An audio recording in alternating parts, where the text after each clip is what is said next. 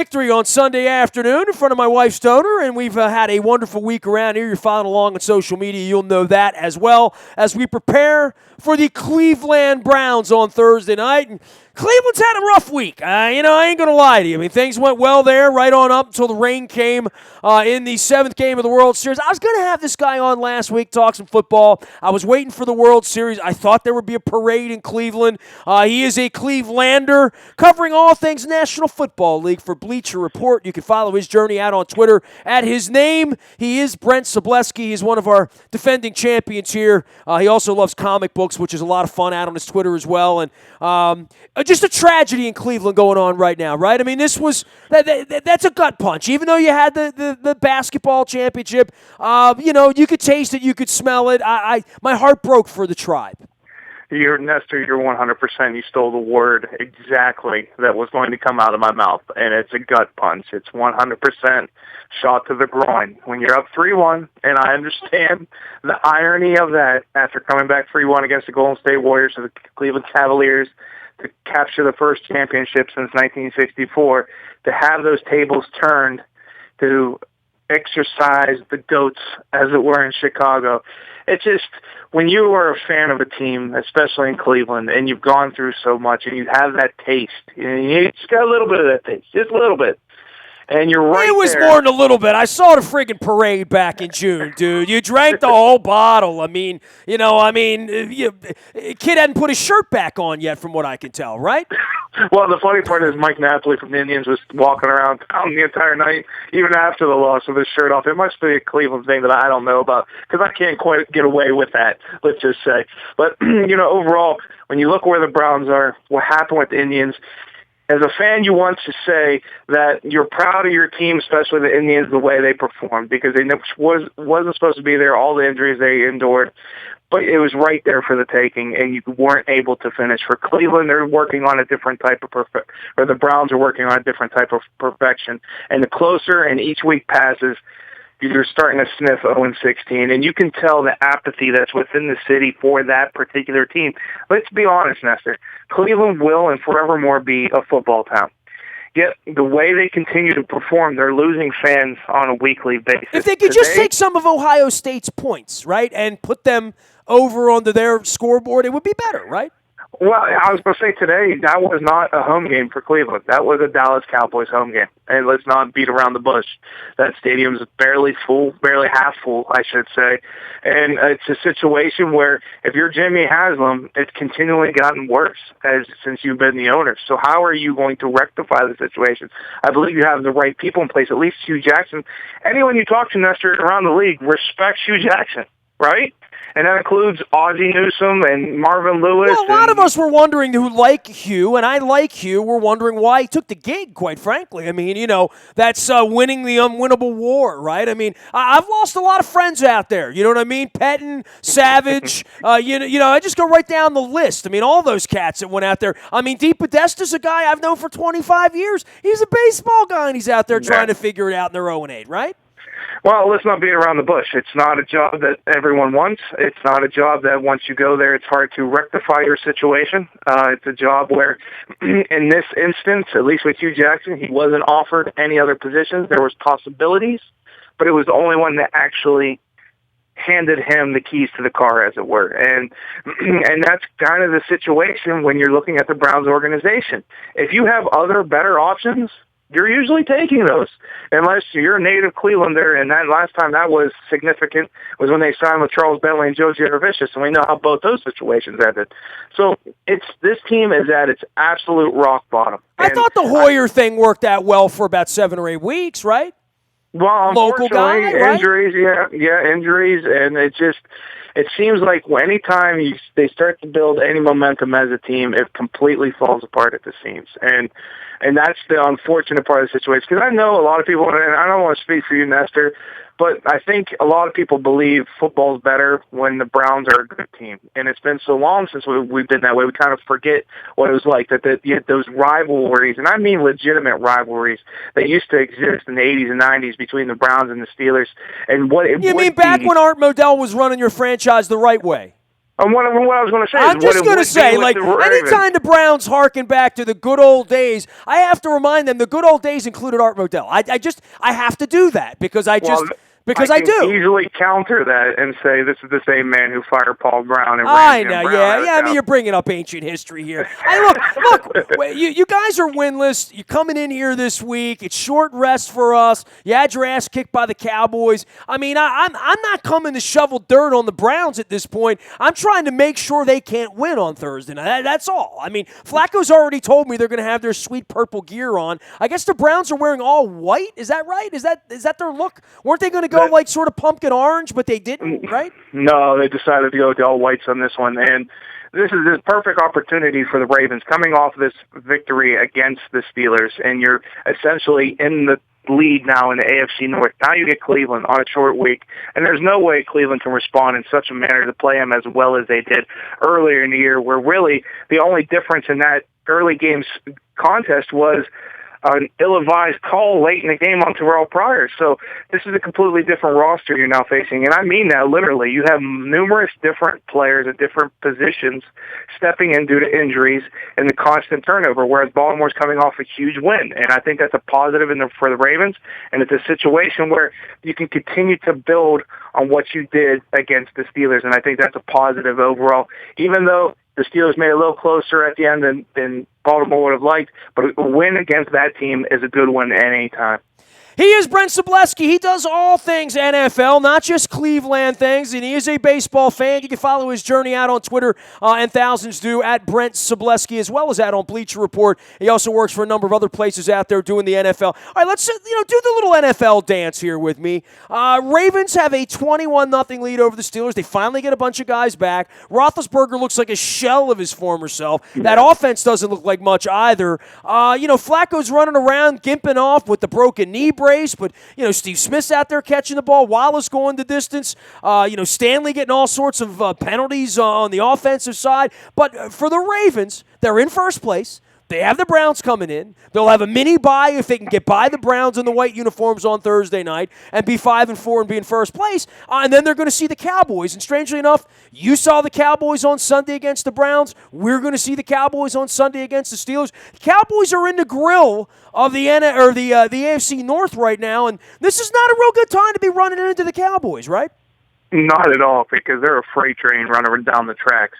And that's almost literal. And the way Ezekiel Elliott is running the football behind this offensive line, and I wrote after the contest against Cleveland, Dak Prescott is good enough for them to be a Super Bowl caliber team. And I know people might be selling that short, especially coming off of Cleveland, but it's the culmination of the way he's played. In 8 games, he now has the Dallas Cowboys rookie record for passing yardage and touchdown passes. And he set another NFL record with a quarterback rating over 106 straight games. He is playing exceptional football, and it's such complementary football. And when you have an offensive line, which is by far the best in football, and they blow defenders off the ball. Now, obviously, it's going to be different from Cleveland to Baltimore because Baltimore is very stout at the point of attack. But this offensive line is monstrous and can dominate. Ezekiel Elliott is a very, very special talent. A lot of people think he's getting these huge gains behind that offensive line. He creates himself.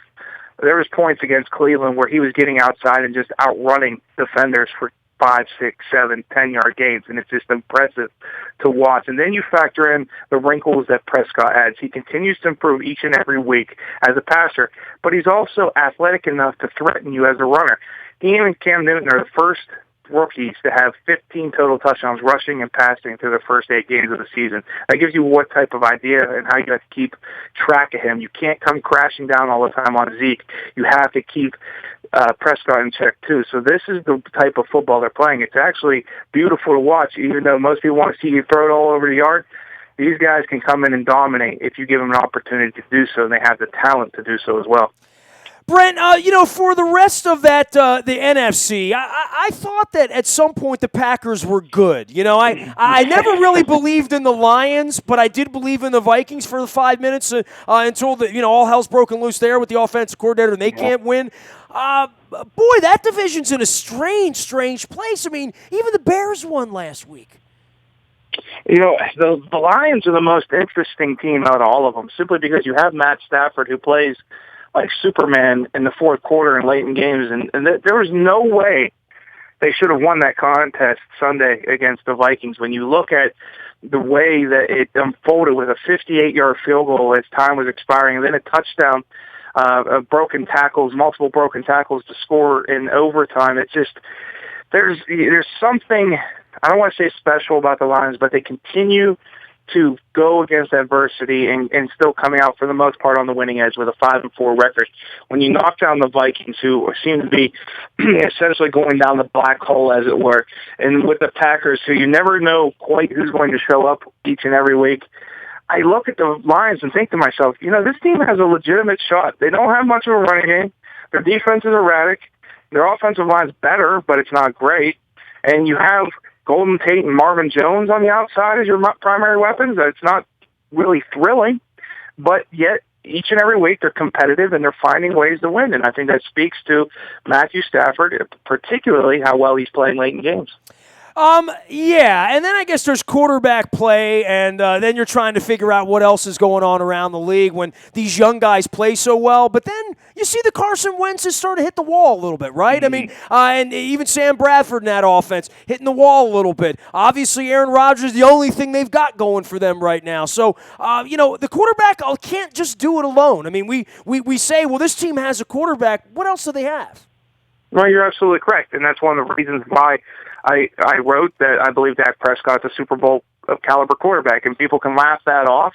But as long as you're playing that complementary football where you're not making mistakes and you're making plays and you're helping your team and being efficient and running the offense, that's what you need to win in the NFL. You don't need spectacular 400-yard passing games each and every week to succeed as a quarterback in the NFL. And a great example of that is Alex Smith in Kansas City. Now, you take him out of the lineup, insert Nick Foles. Nick Foles plays well enough, and they continue to roll against the Jaguars. They're 6-2. And when you're primarily relying on Alex Smith and Nick Foles, that's not exactly an exciting proposition from a quarterback standpoint. Yet they're a very good team overall. They play defense, they run the ball, and the quarterbacks are making the plays that are necessary. They don't need to go above and beyond. And I think that's where we get so hung up on the position overall. Instead of always wanting those fantasy points, we need to realize what good quarterback plays by watching what they're doing within their schemes and being asked to do. Andy Reid's a hell of a football coach, right? I mean, they didn't like him in Philadelphia. He couldn't do it anymore. They haven't won jack since he left. They didn't win jack before he got there. And now he's off in Kansas City with a football team, right? I mean, that's what we would call the Chiefs, right? Like, they're not going to beat them. All those adages and playing sound and all of that stuff, and there's nothing sexy about the Kansas City Chiefs, but they keep winning. You're absolutely correct, and that is not a sexy team whatsoever. It's not built to today's game, as it were. But just think about this for a second, Nestor. Taking out the playoffs out of the equation, they played their last 18 games. They're 16-2. So that gives you an idea of how well, as a team, as a unit, the Kansas City Chiefs are performing. But it's never going to be pretty.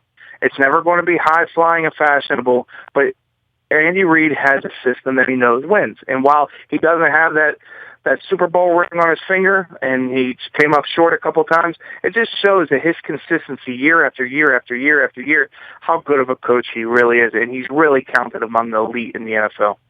He is Brent Sobleski out at Bleacher Report and getting the job done there as well. How about Cam Newton in Carolina? I mean, I don't know that they're going to get back in this thing, but they won a couple times now, right? And maybe not in the best of circumstances, and certainly they're not play. They look like a shadow of the team that was there last year, right? I mean, it looks like a completely different franchise. There's another example of, well, they have the quarterback, and he was the best quarterback on earth last year.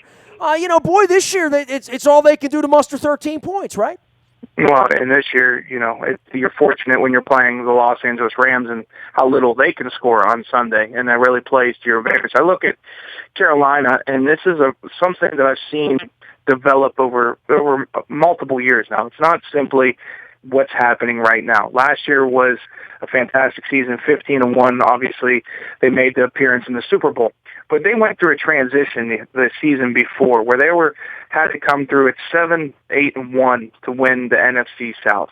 And what the issues at that time are still present now. They're just amplified. They have concerns at secondary, pass rush, and the consistency up front from the front four, and offensive tackle. You know, you have Cam Newton getting pounded too much. He holds the ball too long.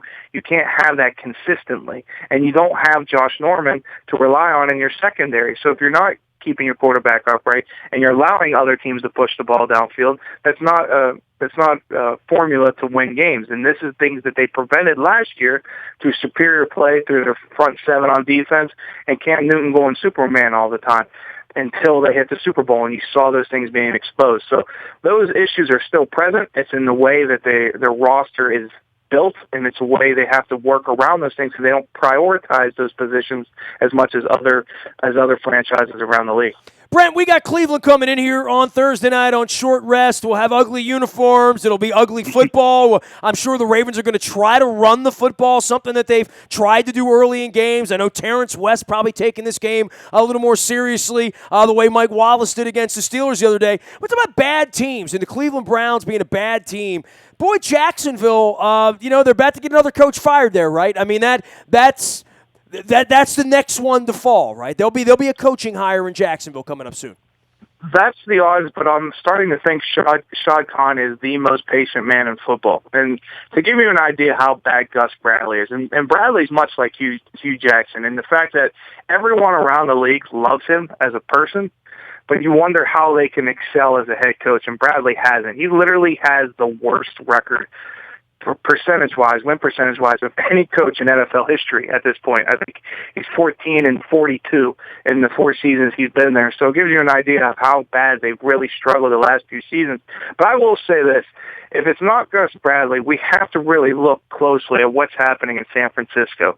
After the blowout victory in the season opener, which we have no idea where that came from for the 49ers, since they haven't won a game since then, Chip Kelly has done nothing to improve that organization.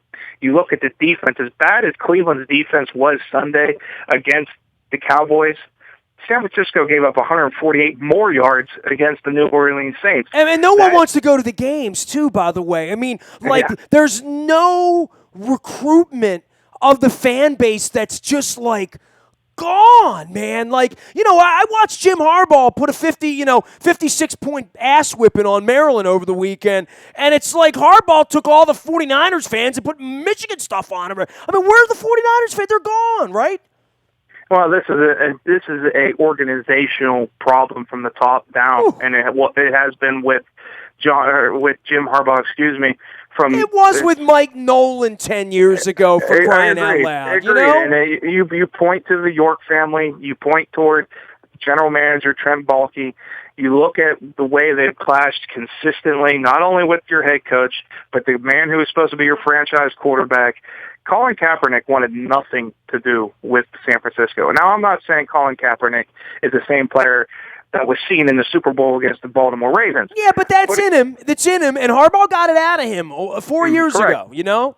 Yeah, and these are the types of issues that bubble up continuously in San Francisco under this leadership. And I think right now, Chip Kelly, we all know, is very off-putting in the way he does his business. It's his way or the highway for the most part. And if they continue to lose week after week after week in such embarrassing fashion, do you still make another move after you already had a one and done with Jim Tom Sula? Do you do that again in back-to-back years? And that's what I'm going to find interesting, to see how patient they really are with Chip Kelly, when the man who was supposed to revolutionize NFL football as we know it is essentially regressed year after year after year. And there's not a lot of bad in this league right now. There's a lot of mediocre, right? I mean, you could put the Browns in there in Jacksonville, I guess the Jets, and we could certainly make a case for the 49ers to be amongst the dregs. But on any given week, the rest of these teams are all, pretty evenly matched up, I would say, by and large. Correct. And when you look around the league, you don't know where that spark's going to come from. Let's use the Miami Dolphins, for example. They look just as bad as any team in the NFL to start the year. Should have lost to Cleveland if not for 3 missed field goals by Cody Parkey. Yet they find a spark in running back Jay Ajayi, who's now had over 500 yards rushing in 3 weeks. And that gives you an idea. I'm not saying every team has that player laying in wait, but you have the opportunity to create an identity and continue to improve week in and week out. And you can see that with certain organizations, whereas others continue to regress. And that's where I think you get that parity as it is with the NFL. Unfortunately, that parity, there's so much in there in the middle, and you get stuck in that mediocrity. And yet the teams at the lowest of the low and the teams at the highest of the high doesn't seem to have competition for either side of that spectrum. You have New England at the very, very top, and they look better than everyone else in the league, and it's not even close. Then you go to the bottom of the league with Cleveland and San Francisco, and they don't even look like they're playing professional football at this point, let alone NFL caliber football. So everyone else, it's up for grabs, but now you're really striving to be one or the other, because as in the NBA, they say you never want to be stuck in the middle, because that's when you cycle you can't get out of, because you can't get the superstar players, and you're not going to improve enough to be the elite program. So I think that's where some of these organizations get stuck over the years. Ravens just need to be 1 point better than the Browns on Thursday, and they take a little mini-bye over the weekend. Brent, we'll be following you out on Twitter as well as at Bleacher Report. It's always great to catch up with you. Sorry about the Tribe last week, but, we'll do our part to keep the Browns winless on Thursday, at least we hope.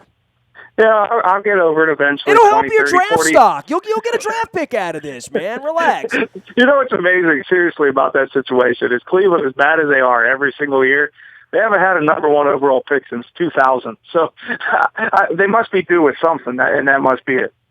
Hey, man, always a pleasure. Be well out there. Stay warm as the fall breaks, man. At least you got Ohio State, man, right? Absolutely. Thank you, Nestor, and I wish your wife luck. Oh, always the best, man. Brent Sobleski joining us here. You can follow him out at Bleacher Report, as well as his name on Twitter. That's Brent Sobleski with an I at the end. You can find me out on the Buy a Toyota Audio Vault 24 hours a day from anywhere in the world on your mobile device by downloading the TuneIn Radio app. We come in crystal clear from anywhere in the world. Our morning newspaper ships to your email inbox at 7 a.m. each and every morning. That's powered up by Planet Fitness and PlanetFitness.com. Last but never least, breaking news happens first on the WNST Tech Service. That's powered up by Coons Ford, Security Boulevard. And Dennis will be here on Thursday getting you ready for the Browns and the Ravens. Nasty at WNST.net finds me. We're at Buffalo Wild Wings in Owings Mills on Monday night doing the best seat in the house promotion. That's all brought to you by our friends at Fully Loaded Transportation. I'm out on Facebook, Twitter, LinkedIn, Snapchat, Instagram. My wife, Stoner Niels, is in town this week. The hashtag is Niels Save Jen, and Niels in the USA. We're having a little fun with him this week.